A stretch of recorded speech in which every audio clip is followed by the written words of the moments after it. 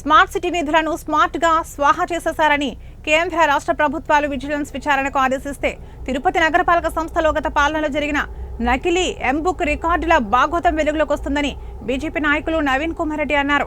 BJP ప్రభుత్వం వినాయక సాగర్ అభివృద్ధికి గతంలో ఫస్ట్ ఫేజ్ 240 జీవో ప్రకారం 12 కోట్లు, సెకండ్ ఫేజ్ 259 జీవో ప్రకారం 10 కోట్లు కేవలం వినాయక సాగర్ బండ్ అభివృద్ధికి కేటాయించడం జరిగిందని, ఇది కాక walking track, electrical works, Sagar లోపల చుట్టూ ఆర్టిఫిషియల్ గార్డెన్స్, వాటర్ ఫౌంటైన్, దేవుళ్ల విగ్రహాలతో పాటు వివిధ రకాల జంతువుల బొమ్మలతో ఏర్పాటు చేసిన సాగర్ సరైన మెయింటెనెన్స్ లేక కళావిహీనంగా తయారైపోయిందన్నారు. తిరుపతి ఆధ్యాత్మిక నగరంలో నగర ప్రజల సౌకర్యార్థం కేంద్ర ప్రభుత్వము స్మార్ట్ సిటీ నిధులు దాదాపు నగరపాలక సంస్థకు ఫస్ట్ ఫేజ్లో 240 జీవో ప్రకారం 12 కోట్లు, 259 జీవో ప్రకారం 10 కోట్లు, ఇది కేవలం మంగళం రోడ్లో ఉన్నటువంటి వినాయక సాగర్ బండ్ అభివృద్ధి కోసం కేటాయించడం జరిగింది.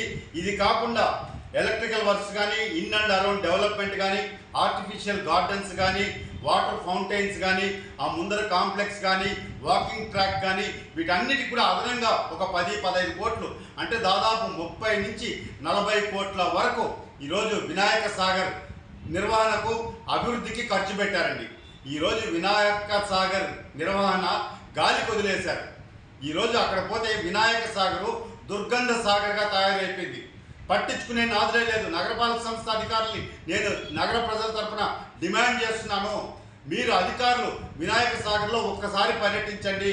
ఈరోజు కార్పొరేటర్లు ఉన్నారు. అయ్యా కార్పొరేటర్లారా, మీరు పార్టీలు మారేందుకు చూపించే శ్రద్ధ